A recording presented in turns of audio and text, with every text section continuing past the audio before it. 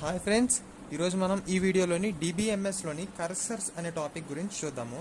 అసలు కర్సర్స్ ఈ కర్సర్స్ అంటే ఏంటంటే, ఇప్పుడు ఎస్క్యూఎల్లోని సమ్ పార్ట్ ఆఫ్ డేటాని ఒక ఒక దగ్గర స్టోర్ చేసుకొని దాన్ని ఎగ్జిక్యూట్ చేసినప్పుడు ఈ కర్సర్స్ అనేవి వాడతారు. చూడండి, మనం ఇండైరెక్ట్గా చెప్పాలంటే ఈ cursor is a temporary work area, లేకపోతే ఈ కర్సర్స్ని ప్రైవేట్ వర్క్ ఏరియా అని కూడా అంటారు. Cursor is a temporary work area అని కర్సర్ అనేసి అని అంటారు.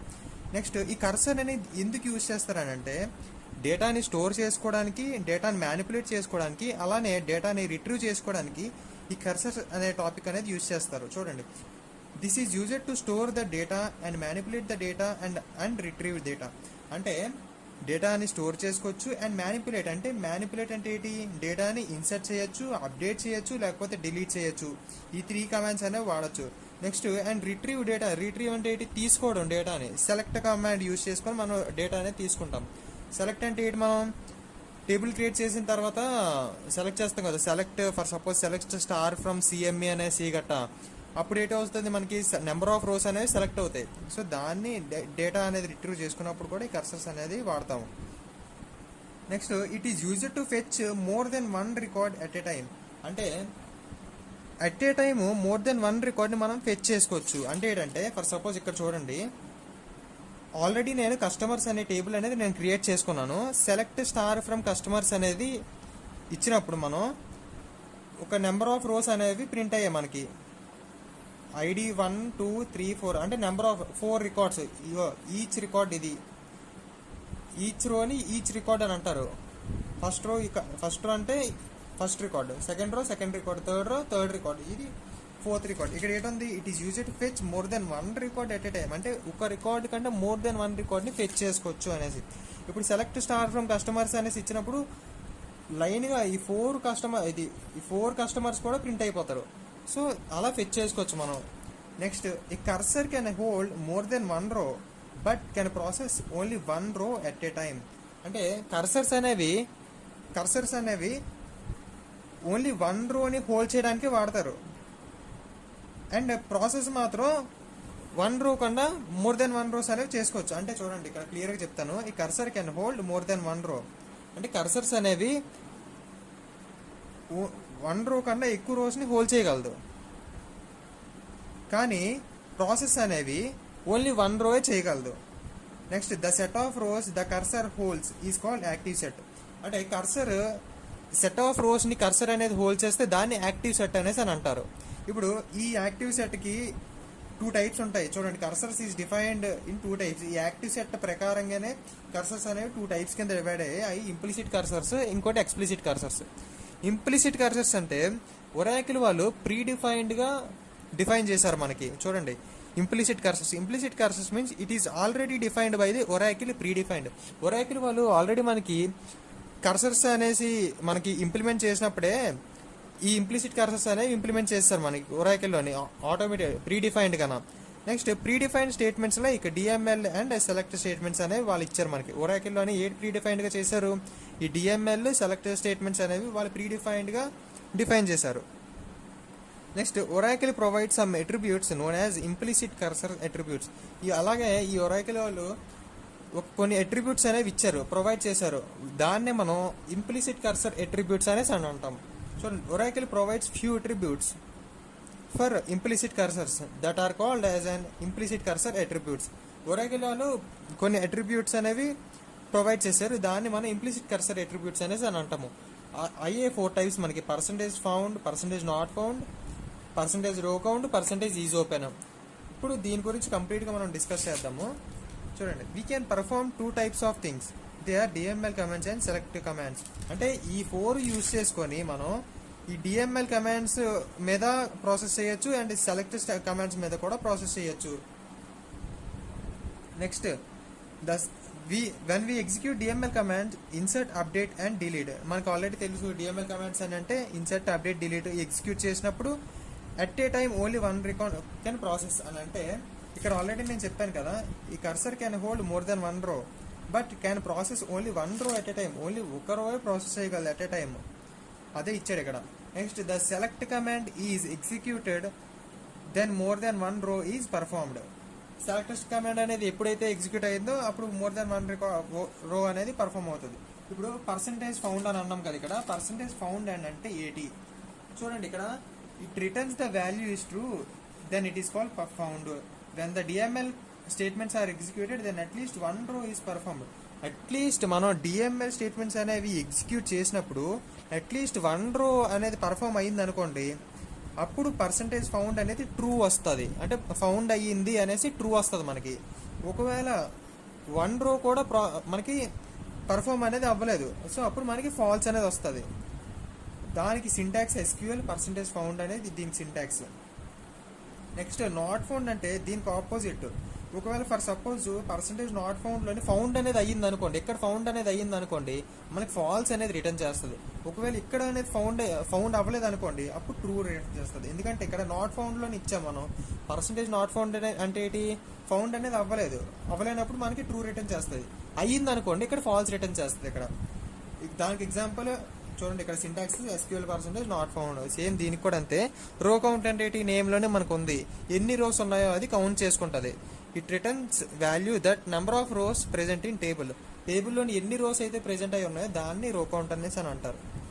నెక్స్ట్ ఈజ్ ఓపెన్ అని అంటే ఇది ఎప్పుడు కూడా మనకి ఫాల్స్ రిటర్న్ చేస్తుంది.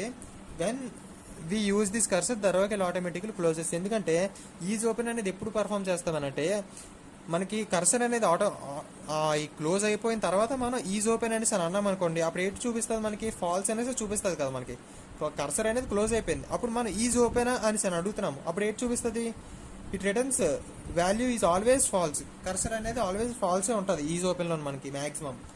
నెక్స్ట్ దీనికి ఒక ఎగ్జాంపుల్ ఇచ్చాడు మనకి. నేను ఆటోమేటిక్గా నేను కర్సర్ అనే టేబుల్ అనేది నేను క్రియేట్ చేసుకున్నాను. క్రియేట్ టేబుల్ కర్సర్ అనేసి అని ఉంటుంది కదా, సింటాక్స్ యూజ్ చేసుకొని దాంట్లో వాల్యూస్ కూడా ఇన్సర్ట్ చేశాను 4 రికార్డ్స్. అప్పుడు మనం సెలెక్ట్ స్టార్ ఫ్రమ్ కర్సర్స్ అని కొడితే మనకి ఈ టేబుల్ అనేది ఎగ్జిక్యూట్ అవుతుంది. ఇప్పుడు దీని మీద నేను కర్సర్స్ అనే టాపిక్ ఉపయోగించిపోతున్నాను. చూడండి ఇక్కడ దీనికి డిక్లేర్, చూడండి మనకి సిలో నెలగా main function, next open bracket వస్తుంది, క్లోజ్ బ్రాకెట్ అనేది వస్తుంది. సో ఇక్కడ కూడా సేమ్ అలాగే. ఫస్ట్ మనం డిక్లేర్ చేసుకోవాలి, అంటే ఏంటి, ఎన్ని రోస్ ఉన్నాయో మనకు డిక్లేర్ చేసుకోవాలి. నెక్స్ట్ డిక్లేర్లోని డిక్లరేషన్ పార్ట్ అనేది ఇవ్వాలి, బిగిన్లోని ఎగ్జిక్యూషన్ పార్ట్ అనేది ఇవ్వాలి. నెక్స్ట్ ఇక్కడ ఎక్సెప్షన్ ఉంటే ఎక్సెప్షన్ హ్యాండ్లింగ్ అని ఇవ్వచ్చు. Next and if. అది చూడండి ఇక్కడ డిక్లరేషన్ సెక్షన్ అంటే మనం ఏ డిక్లేర్ చేస్తాము, టోటల్ రోస్ నెంబర్, అంటే ఎన్ని రోస్ ఉన్నాయో మనం డిక్లేర్ చేస్తున్నాము. 4 రోస్ కదా, ఇక్కడ 4.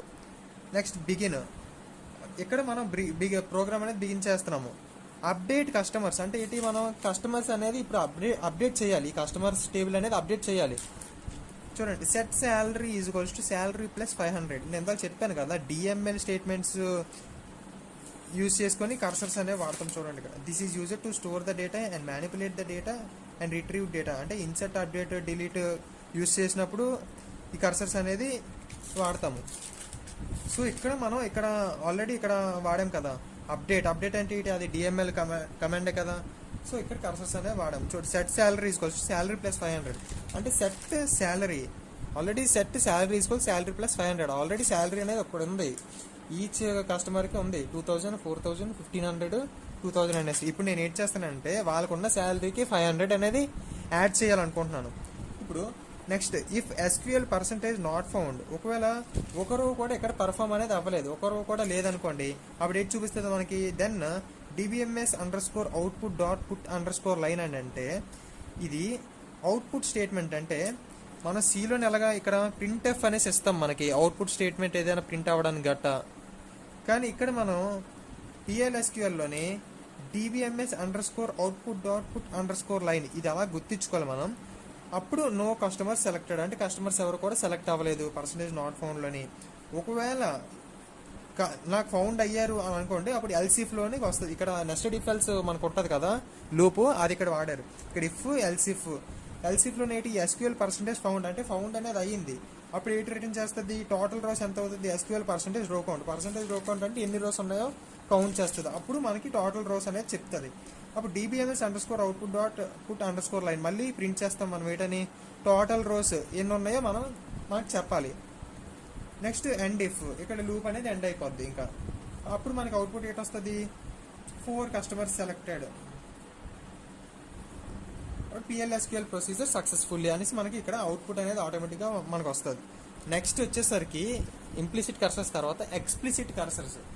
ఈ ఎక్స్ప్లిసిట్ కర్సర్స్ అంటే ప్రీడిఫైన్డ్ కర్సర్స్. ఈ చూడండి కర్సర్స్ ఎక్స్ప్లిసిట్లీ అంటే ఎక్స్ప్లిసిట్గా మనం డిక్లేర్ అనేది చేసుకోవాలి. యూజర్ డిఫైన్డ్ కర్సర్స్ అని కూడా అంటారు దీన్ని. Which cursors are declared explicitly by the user along with identifiers to be used. అంటే ఈ కర్సర్స్ అనేవి మనం ఎక్స్ప్లిసిట్గా మనం డిక్లేర్ చేసుకోవాలి. చూడండి కర్సర్స్ మ్యానిపులేషన్లోని డిక్లేర్ ఓపెన్ చూడండి ఫస్ట్ మనమే కదా మొత్తం అంతా చేసుకోవాలి. ఫస్ట్ మనమే డిక్లేర్ చేసుకోవాలి, మనమే ఓపెన్ చేసుకోవాలి, ఫెచ్ చేసుకోవాలి, క్లోజ్ చేసుకోవాలి. చూడండి ఎక్స్ప్లిసిట్ కర్సర్స్లోని ఫస్ట్ మనం కర్సర్ అనేది డిక్లేర్ చేసుకోవాలి ఇక్కడ. నెక్స్ట్ కర్సర్ అనేది ఓపెన్ చేయాలి. ఏదైతే మనం కర్సర్ అనేది డిక్లేర్ చేసామో ఆ యొక్క కర్సర్ అనేది ఓపెన్ చేయాలి. నెక్స్ట్ ఆ కర్సర్ని ఫెచ్ చేయాలి. ఫెచ్ అంటే తీసుకోవడం. సో దాన్ని ఫెచ్ చేయాలి. ఎప్పుడైతే మనం ఫెచ్ చేసామో ఫెచ్ చేసిన తర్వాత ఆ యొక్క కర్సర్ని క్లోజ్ చేసేయాలి. ఓకేనా? ఈ 4 స్టెప్స్ ఇది మ్యానిపులేషన్ చేయడానికి. చూడండి ఫస్ట్ డిక్లేరింగ్లోని కర్సర్ అనేది మనం ఎలా డిక్లేర్ చేసుకోవాలి స్టార్టింగ్లో అంటే ఇది సింటాక్స్. ఇది ఈ పార్ట్ ఇలాగా సింటాక్స్. చూడండి కర్సర్ నేను ఏదైతే క్యాపిటల్ లెటర్స్లో పెట్టానో అది సేమ్ యాజ్ ఇట్ ఈస్కి ఇవ్వాలి. మనం ఒకవేళ ఎగ్జిక్యూట్ చేసినప్పుడు ప్రోగ్రాము కర్సర్ ఏదైతే పెట్టాను నేను క్యాపిటల్గా అదే యాజ్ ఇట్ ఈస్గా మనం ఇవ్వాలి. ఏదైతే స్మాల్ లెటర్స్లో ఉన్నాయో ఆ యూజర్ డిఫైన్డ్ అయ్యి. చూడండి కర్సర్ నేమ్ మనం ఏదైనా ఇచ్చుకోవచ్చు. యూజర్ డిఫైన్డ్ కాబట్టి మనం ఏదైనా ఇచ్చుకోవచ్చు. ఫర్ సపోజ్ C1 అయినా C2 అయినా C3 అయినా మన ఇష్టం. కర్సర్ నేమ్ ఈజ్ అంటే దేన్ని మనం డిక్లేర్ చేస్తున్నాము? Select statements. ఏదైతే సెలెక్ట్ స్టేట్మెంట్ ఉందో దాన్ని మనం డిక్లేర్ చేస్తాం. చూడండి select star from employ example ఇచ్చాడు కిందన డిక్లేర్ చేసాము. ఇక్కడ ఎలాగో డిక్లేర్ ఉందో ఇక్కడ కూడా సేమ్ అలాగే నేను డిక్లేర్ చేశాను. డిక్లేర్ కాబట్టి నెక్స్ట్ కర్సర్ నేమ్ కాదు కర్సర్ నేమ్ అంటే C1 అనేది కర్సర్ నేమ్ ఈజ్ ఒక సెలెక్ట్ స్టేట్మెంట్ అనేది ఇస్తున్నాను నేను. Select star from employee wear salary is greater than 5,000 అనేది మనం డిక్లేర్ అనేది చేస్తున్నాం ఇలాగ మనం.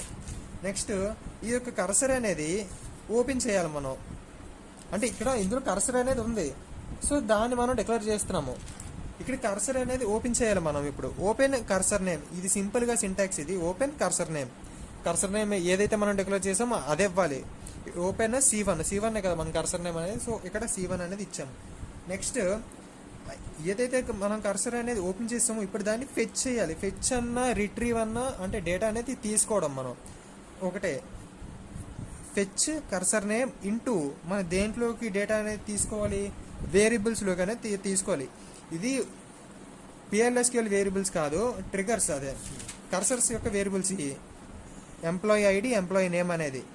నెక్స్ట్ ఈ యొక్క కర్సర్స్ని ఏదైతే మనం ఫెచ్ చేసామో ఈ కర్సర్స్ని మనం క్లోజ్ చేయాలంటే సేమ్ దీనికి ఓపెన్ కర్సర్ నేమ్ ఎలాగిచ్చామో దీనికి కూడా క్లోజ్ కర్సర్ నేమ్. అప్పుడు క్లోజ్ C1. ఇప్పుడే మనం ఆల్రెడీ ముందుసారి ఇంప్లిసిట్ కర్సర్స్లోని 4 చూసుకున్నాం. Percentage found, percentage not found, ఆ అట్రిబ్యూట్స్ ఆ 4 సేమ్ ఇందులో కూడా ఈ 4 అట్రిబ్యూట్స్ అలా వస్తాయి. నెక్స్ట్ వీడియోలోని నేను ట్రిగర్స్ గురించి చేస్తాను. Okay friends, bye friends.